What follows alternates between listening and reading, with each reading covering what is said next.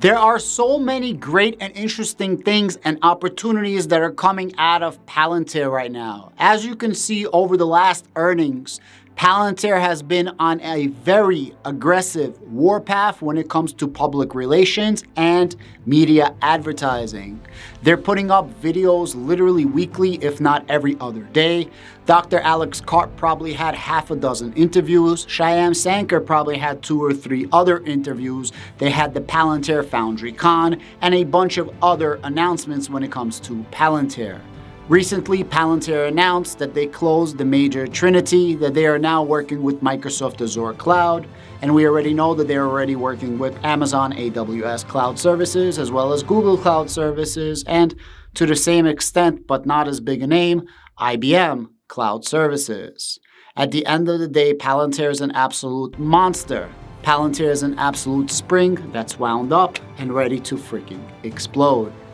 The other day, my heart goes out to Syria, my heart goes out to Turkey. Shyam Sankar puts out this tweet right here that Meta Constellation of Palantir is ready, willing, and able to help if anybody needs the help.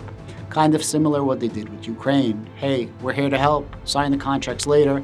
Let's show you that we work. We're not gonna offer you a PowerPoint presentation. We're gonna show you that we really mother effing work. And then we're gonna sign contracts later on. This seems to be the MO, main objective, of Palantir. There's 2 articles that just came out from Seeking Alpha. I wanna read you both of these articles, and I'm just gonna give you the main points when it comes to it and give you some of my own personal thoughts. Palantir's earnings are coming up in less than a week, or about a week or so, February 13th. I am super excited to see what's going to happen. And in general, we got a really big boost from Jerome Powell earlier today. He did have a full live, and I did the live. So if you want to watch the live, I'm going to leave a link to it up above. Feel free to watch. It's super entertaining, and I went for 2 hours straight. With that said, I'm about to go over to my desk and read you the article. But before I do have a link to a Discord down below. It's totally 100% free. Please join the Discord. We have a 120 strong community talking about stocks, cryptocurrency, real estate, passive income plays, as well as the economy. With that said, let's get right over to my desk and go over the 2 articles that I'm talking about.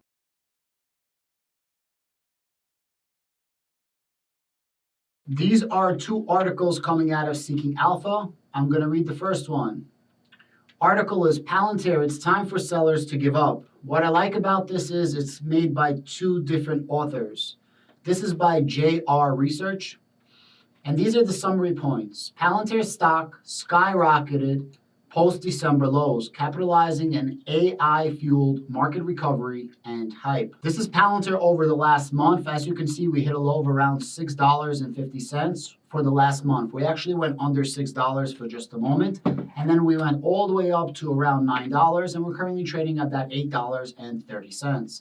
Pretty interesting, right? If you were to buy at that $6.50 mark, you would have been up around 40% off the top of my head. And if you bought at an all-time low, you would have been up nearly 50% from an all-time low. Really, really interesting situation. Even for the last 5 days, we're up right here.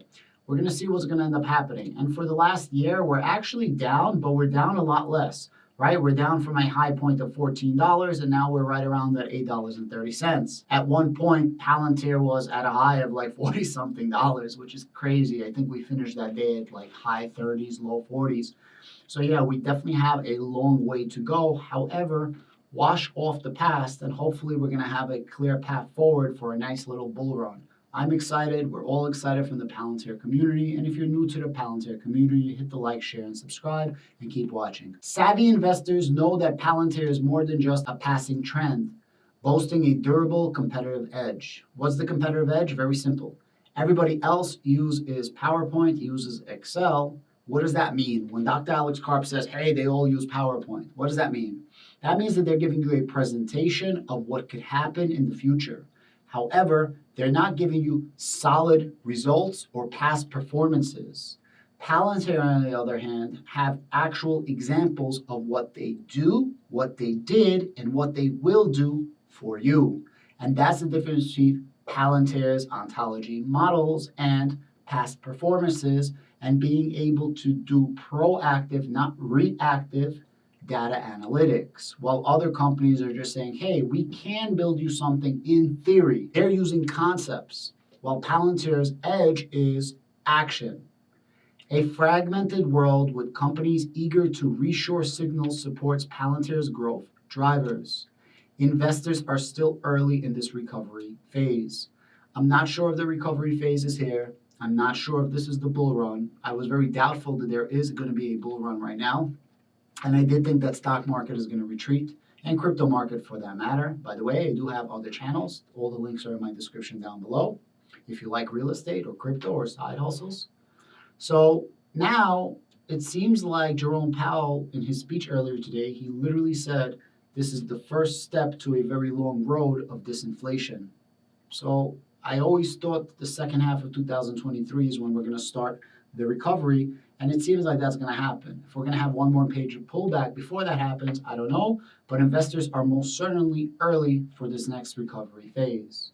I definitely think that Palantir is a three-digit stock at the very least.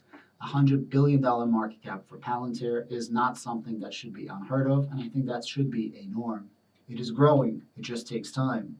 Most people didn't understand them, and they're dealing with so much freaking hate. But through thick and thin, Palantir comes out on top. I agree with all of these summary points. Now I want to read you another article, also by Seeking Alpha, and I also want to read you just the summary points and give you my own point of view. Now, this article is written by Gary Alexander. I don't know him personally, but I definitely read a couple of articles when he started speaking about Palantir. He's definitely a Palantir bull from what I can remember. I don't want to say definitely.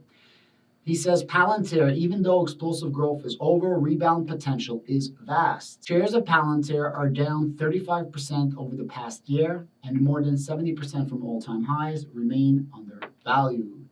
Yeah, we had a comeback, and he's basically saying the same thing as the other article. We're undervalued, but there's still huge potential. This big data titan has seen growth slow to just 20% range, but few companies possess as big of an addressable market as Palantir.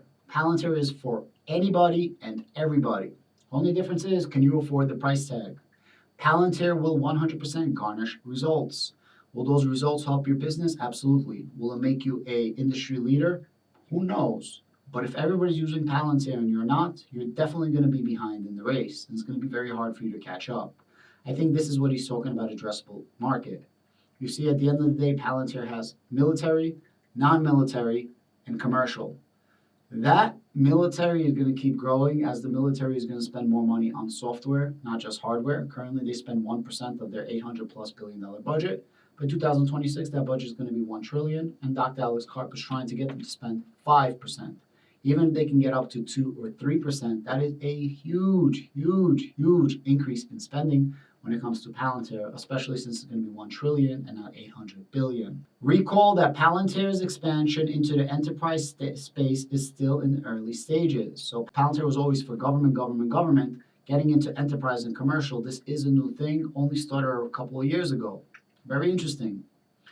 The company is also closing its loss margin gap, while also generating positive adjusted EBITDA and free cash flow. GAAP stands for Generally Accepted Accounting Principles.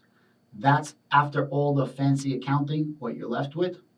And EBITDA stands for Earnings Before Interest, Taxes, Depreciation, and Amortization. And it's trading at just a 6.5x forward revenue. Palantir remains undervalued for its massive potential. This is a lagger in the industry. Other companies have a much higher forward revenue. So this is a very, very good number and shows that Palantir has a lot of room for growth. The only thing worse than Palantir's past performance is Palantir's trolls and haters. But at the end of the day, trolls and haters are also beloved because there's no such thing as bad publicity. There's only publicity. Every troll and hater that gives me a comment, you actually help my channel. Literally, all your shitty comments, they actually help me get paid when it comes to YouTube. So I appreciate you, and give me all the shitty comments you possibly can. YouTube does not distinguish good or bad. At the end of the day, that's the same thing for Palantir. A lot of people will write shitty articles about Palantir, but at the end of the day, people are talking about Palantir. And if you ain't shit, nobody's talking about you. But because people are talking shit about you, you are most certainly the shit. Palantir, at the end of the day, has massive, massive potential. I'm very much looking forward to the next earnings call, like I am with all earnings call. It seems like the last three, we had really, really lackluster results. I don't want to say it like this, but we could only go forward from here. There's a lot of deals that we're closing nearly on a weekly basis. And I'm not sure if this quarter four is going to be the end all be all, but I'm pretty confident that the second half of 2023 is going to be absolutely massive for Palantir, as they did a lot of pro bono type work, and those contracts are going to start flowing in. More importantly than the contracts, the actual moolah is going to start flowing in. Maybe, just maybe, Palantir is going to end up giving us a beat in this next quarter, or possibly a really, really good guidance. If they increase guidance and they don't beat, that's still going to make the price of Palantir shoot the F up. At the end of the day, we missed a lot, but at the end of the day, we are bound for a rebound because Palantir, love it or hate it, does something unique that nobody else can do. No other company on earth can do what Palantir does.